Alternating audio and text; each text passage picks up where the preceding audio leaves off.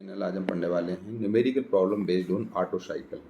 इसमें हम पढ़ेंगे थर्मल इंजीनियरिंग फर्स्ट में टॉपिक है numerical problem based on Otto cycle. Question में दिया है in an Otto cycle the temperature at the beginning and end of the isentropic comparison are 316 kelvin 596 kelvin respectively.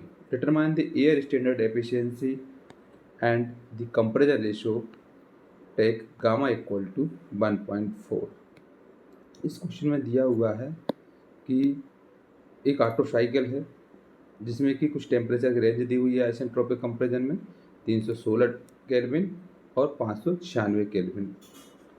इसमें air standard efficiency निकालनी है। इसके अलावा इसके साथ साथ में कंपैरिजन रेशियो भी निकालना है जिसमें गामा की वैल्यू लेनी है 1.4। सबसे पहले तो हम जानेंगे कि आइसेंट्रोपिक कंपैरिजन वाली जो कंडीशन होती है वो 3 to 4 कंडीशन में होती है। जब प्रोसेस 3 to 4 में होती है डीजल साइकिल ऑटो साइकिल में, तब ये वाली कंडीशन को हम आइसेंट्रोपिक कंपैरिजन बोलते हैं। इसलिए मतलब ये जो टेम्परेचर दिया है वो T3 के बराबर दिया है। गिवन में लिखेंगे T3 equal to 316 kelvin and ये वाला टेम्परेचर है ये 4 के फॉर्म में दिया है, तो T4 इक्वल टू 596 केल्विन के बराबर। साथ ही साथ इसमें गामा इक्वल टू दिया है 1.4 के बराबर। तो इसमें गिवन में दिया है, गिवन में T3 equal to 316 kelvin, T4 equal to 596 kelvin and gamma की वैल्यू दी है 1.4। सबसे पहले इसमें निकालना है, हम इसमें निकालते हैं कंपैरिजन रेशियो कैलकुलेट करते हैं। कंपैरिजन रेशियो जिसको हम R से डोनेट करते हैं, R इक्वल टू होता है कंपैरिजन रेशियो जिसकी वैल्यू होती है, फार्मूला होता है V3/V4। R इक्वल टू होता है V3/V4 के बराबर। इसमें जानेंगे हम we know that the isentropic comparison 3 to 4 में होता है, हम जानते हैं। क्या होगा T3/T4 इक्वल टू होता है V4/V3 रेज़ टू गामा -1। ये एक फार्मूला होता है जिसका मतलब होता है अगर ये होता आर की वैल्यू, फार्मूला क्या होता है V3/V4 होता है। यहाँ पर लिखा हुआ है V4/V3 मतलब 1/R लिख सकते हैं इसको। इसका रेसिप्रोकल दिया हुआ है मतलब 1/R के फॉर्म में लिख सकते हैं। तो इसको क्या हो जाएगा 1/R raise to gamma -1। Gamma की वैल्यू दी है 1.4, यहाँ पुट कर दिए 1.4 - 1, तो यहाँ हो जाएगा 1/R रेज़ टू 0.4। इसको हम लिख सकते हैं 1/R रेज़ टू 0.4 के बराबर। इसके बाद चूँकि इसको और इसको फॉर्म में ले रहे हैं हम साथ में, तो जब हम इसको रेसिप्रोकल कर देंगे तो ये लिख सकते हैं R raise to 0.4 equal to T4/T3 कर सकते हैं। इसको पलट सकते हैं संख्या को, तो T4/T3 हो जाएगा। ये 0.4 है, अगर हम इस साइड भेजते हैं इसको तो R इक्वल टू हो जाता है T4/T3 रेज़ टू 1/0.4 के बराबर। T4 कितना है 596, इसकी वैल्यू पुट कर दी 596।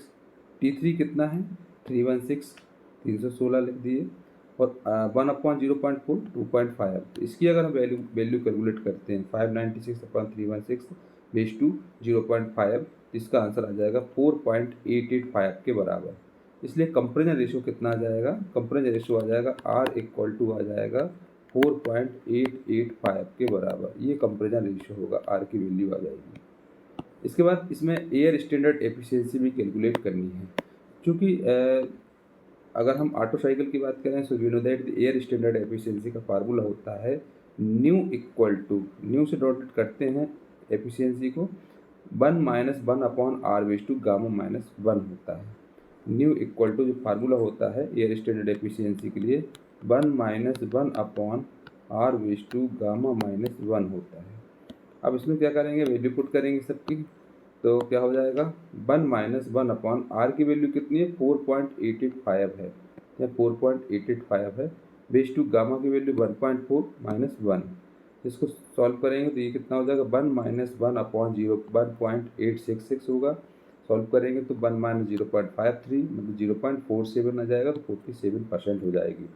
तो इसलिए एयर स्टैंडर्ड एफिशिएंसी जो होती है, एयर स्टैंडर्ड एफिशिएंसी क्या आ जाएगी 47% के बराबर। इस तरीके से ये वाला क्वेश्चन कंप्लीट करना। ऑटो साइकिल का नेक्स्ट क्वेश्चन है an engine working on the Otto cycle has a cylinder diameter of 150 mm and a stroke of 225 mm The clearance volume is 1.25 into 10 raised to minus 3 meter square.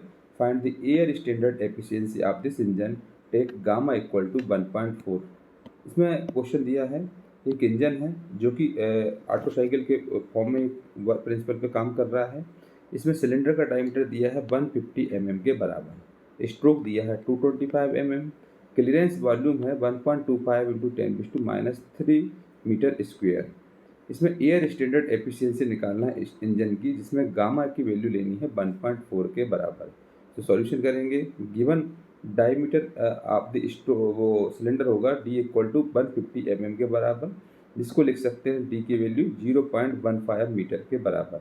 अगर 150 mm है, इसको अगर हम metre में convert करना चाहें तो ये 0.15 हो जाएगा। इसको हम डिवाइड कर देते हैं 1000 से, तो कितना आ जाएगा 0.15 मीटर हो जाएगा। स्ट्रोक दिया है 225, इसी तरीके से हम L इक्वल टू वैल्यू लिख देंगे 225 mm, इसको मीटर में कन्वर्ट करेंगे तो 0.225 मीटर के बराबर होगा। क्लियरेंस वॉल्यूम दिया है ये VC equal to 1.25 into 10⁻³ metre square के बराबर। इसके साथ साथ में गामा की वैल्यू दी है, गामा इक्वल टू दिया है 1.4। इस तरीके जो गिवन में दिया, गिवन में हमने लिख लिया। गिवन में डायमीटर ऑफ द सिलेंडर है 150 mm, 0.15 मीटर, स्ट्रोक है सिलेंडर का 225 mm मतलब 0.225 मीटर, क्लियरेंस वॉल्यूम है 1.25 इंटू 10⁻³ मीटर स्क्वायर, और गामा इक्वल टू है 1.4 के बराबर। So we know that swept volume क्या होता है, स्विफ्ट वॉल्यूम होता है VS equal to π/4 into d² into L। ये इसका स्विफ्ट वॉल्यूम का फार्मूला होता है π/4 इंटू d² इंटू L। सो π/4 d की वैल्यू हम ये वाली पुट कर देंगे, यहाँ से हम यहाँ पुट कर देंगे, ये कितना आ जाएगा 0.15 का होल स्क्वायर इंटू स्ट्रोक कितना है 0.225 है, तो ये वाला पुट कर देंगे यहाँ पर 0.225। इसको अगर हम सॉल्व करते हैं π/4 इंटू 0.15 का स्क्वायर इंटू 0.225, ये पूरा कंप्लीट सॉल्यूशन इसका कैलकुलेटर से अगर हम करते हैं कैलसी से, तो ये आ जाता है 3.976 इंटू 10⁻³ मीटर/क्यू के बराबर। ये स्विफ्ट वॉल्यूम निकल आएगा 3.96 इंटू 10⁻³ मीटर/क्यू। अब इसमें कंप्रेशन रेशियो निकालना है। So compression ratio R equal to formula होगा clearance volume plus swept volume upon clearance volume. ये फार्मूला होता है R equal to VC plus VS upon VC के बराबर।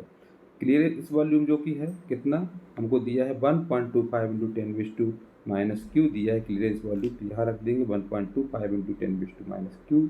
स्विफ्ट वॉल्यूम दिया है ये वाला 3.976 इंटू 10⁻³, तो यहाँ पुट कर देंगे 3.976 इंटू 10⁻³, और फिर क्लियरेंस वॉल्यूम रखेंगे 1.25 इंटू 10⁻³ इसको अगर हम सॉल्व करेंगे पूरे को 1.25 into 10⁻³ plus 3.976 into 10⁻³ upon 1.25 into 10⁻³, इसको सॉल्यूशन आ जाएगा कितना 4.18 के बराबर। कंपैरिजन रेशियो कितना आ जाएगा 4.18 आ जाएगा।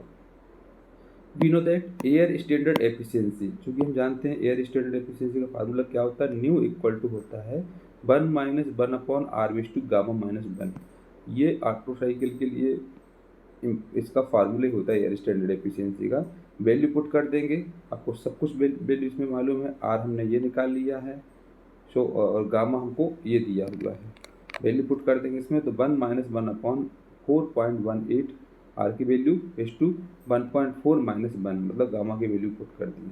तो इसको सॉल्व किया, इसको सॉल्व करेंगे 4.18 = 1.4 - 1, तो ये आ जाएगा 1.772 के बराबर। 1 - 1 अपॉन 1.772 होगा, तो ये आ जाएगा 1 - 0.564 मतलब 0.436 आएगा, मतलब 43.6% के बराबर आ जाएगा।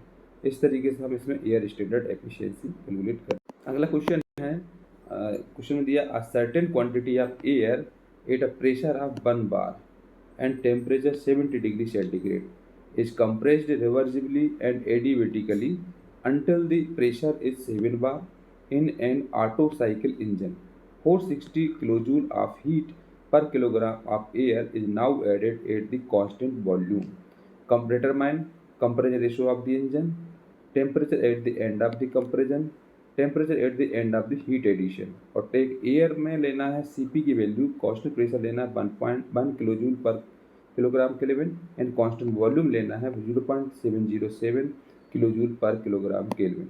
क्वेश्चन में दिया है कुछ सर्टेन क्वांटिटी है एयर की, जिसमें प्रेशर दिया है 1 बार के बराबर, टेम्परेचर इसमें 70 डिग्री सेंटीग्रेड है, इसमें कंप्रेस्ड रिवर्सिबली हो रहा है एडियाबेटिकली में, प्रेशर है इसमें कितना 7 बार, और इसमें हीट हो रही है 460 किलो जूल पर किलोग्राम पर, कांस्टेंट वॉल्यूम है।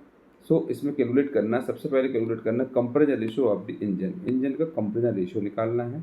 दूसरा है temperature at the end of the compression, temperature निकालना है। Temperature at the end of the heat addition, heat addition के आखिरी में जो टेम्परेचर बन रहा है वो, जहाँ पर हमको एयर में कांस्टेंट प्रेशर लेना है 1 किलो जूल पर किलोग्राम केल्विन और कांस्टेंट वॉल्यूम लेना है 0.707 किलो जूल पर किलोग्राम केल्विन। सॉल्यूशन करेंगे, गिवन में लिखेंगे, चूँकि प्रेशर दिया है P3, कंप्रेशन में P3 3 to 4 होता है, ये आपको मालूम है, कंप्रेशन वाली कंडीशन हो तो 3 to 4 पे लेना है हमको। तो इसमें P3 इक्वल टू होगा 1 बार के बराबर, और टेम्परेचर दिया है T3 इक्वल टू दिया है 70 डिग्री सेंटीग्रेड। ये ऊपर क्वेश्चन में ही दिया था, यहाँ पर ये क्वेश्चन में दिया है 1 बार प्रेशर और 70 degree centigrade temperature, compressed reversibly adiabatically condition, reversibly में, कंप्रेस्ड रिवर्सिबली में, तो कंप्रेस्ड रिवर्सिबली 3 to 4 में होता है, तो P3 equal to 1 bar, T3 equal to 70 degree centigrade. इसको केल्विन में चेंज करेंगे तो 70 + 2 73 हो जाएगा, और इसको करेंगे 343 डिग्री केल्विन के बराबर हो जाएगा। फिर इसी तरीके से हम फोर्थ पॉइंट आएगा तो कितना हो जाएगा, 7 बार प्रेशर दिया है P4, और ये हमें हीट दिया है Q421 दिया है 460 किलो जूल के बराबर, मास दिया है 1 किलोग्राम, Cp की वैल्यू दी है 1 किलो जूल पर किलोग्राम केल्विन, और Cv की वैल्यू दी है 0.707 किलो जूल पर किलोग्राम केल्विन के बराबर। ये जो पैरामीटर ही हमको गिवन में दिए हैं, P3 equal to 1 bar, T3 equal to 70 degree centigrade, इसको हम लिख सकते हैं 70 + 2 73, मतलब 343 डिग्री केल्विन। P4 की वैल्यू दी है 7 बार, Q421 दिया है 460 किलो जूल, और मास दिया है 1 किलोग्राम, Cp की वैल्यू 1 किलो जूल पर किलोग्राम केल्विन, और Cv की वैल्यू दी है 0.707 किलो जूल पर किलोग्राम केल्विन के। सो इसमें हम क्या करेंगे, we know that ratio of specific heat, specific heat का रेशो का फार्मूला होता है गामा इक्वल टू Cp/Cv होता है। जब भी हमको गामा निकालना हो उसका मतलब होता है जो भी स्पेसिफिक हीट रहती है उसका रेशो होना, मतलब Cp/Cv। Cp हमको 1 दिया है तो 1 कर दिया, Cv हमको दिया 0.707, ये इसको अगर हमने सॉल्व किया तो सॉल्व करने के बाद आ गया 1.41 के बराबर, ये आ गया रेशो ऑफ स्पेसिफिक हीट। तो इसमें सबसे पहले कैलकुलेट कर रहे हैं हम इसमें compression ratio of the engine, engine का कंप्रेशन रेशो, जहाँ पर लेट R इक्वल टू होगा compression ratio of the engine, जो कि होता है V3/V4 के बराबर। So we know that P3V3 gamma equal to P4V4 gamma के बराबर। तो V3/V4 इक्वल टू होगा P4/P3 1 गामा। इसको हम लिख लेते हैं V3/V4 के फॉर्म में। V3/V4 जो होता है वो R के बराबर होता है, जो कि कंप्रेशन रेशो होता है। R इक्वल टू हो जाएगा P4/P3 1 गामा। P4 हमको दिया है 7 बार, 7 पुट कर दिया, P3 दिया है 1 बार तो ये पुट कर दिया, 1 गामा जो दिया है 1.41 दिया है, इसको सॉल्व किया पूरे को, ये हो जाएगा 7:0.709 लिख सकते हैं, और ये 3.97 के बराबर हो जाएगा compression ratio of the engine.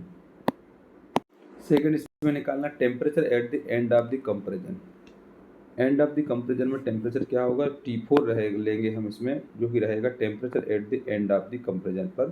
So we know that T3/T4 V4/V3 gamma -1 होता है, इसको लिख सकते हैं 1/R गामा -1 इक्वल टू 1/3.97 1.41 -1 के बराबर।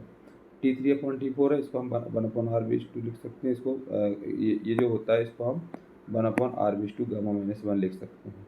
R की वैल्यू कितनी है 3.97, और ये गामा की वैल्यू 1.41 है, इसको सॉल्व करेंगे तो 0.20252 0.41, ये हो जाएगा 0.568 के बराबर हो जाएगा T3/T4। इससे हम T4 इक्वल टू निकाल लेंगे, जो कि रहेगा T3/0.568, T3 की वैल्यू 343 है, 343/0.568 दिया जाएगा 604 केल्विन के बराबर। इसको हम लिख सकते हैं 331 डिग्री सेंटीग्रेड। अगर हम इसको 273 से घटा देते हैं इसमें से, तो ये 331 डिग्री सेंटीग्रेड आ जाता है। इसके बाद temperature at the end of the heat addition पर क्या होगा। सो T1 इक्वल टू लेंगे हम इसमें temperature at the end of the heat addition. So we know that heat added at the constant volume Q421 होगा। सो Q421 इक्वल टू हो जाएगा formula MCV T1 minus T4। ये हीट का formula होता है। Q421 में रहेगा, हीट एडिशन होता है कहाँ, हीट एडिशन होता है 4 to 1 वाली प्रोसेस में, इसमें हीट एडिशन होता है। तो Q421 इक्वल टू हो जाएगा MCV T4 minus T4। Q421 जो हीट दिया हुआ है, हीट एडिशन दिया 460 दिया है और मास 1 किलोग्राम है, इंटू CV की वैल्यू 0.707 है। T1 हमको दिया नहीं है और T4 की वैल्यू दी है 604 के बराबर।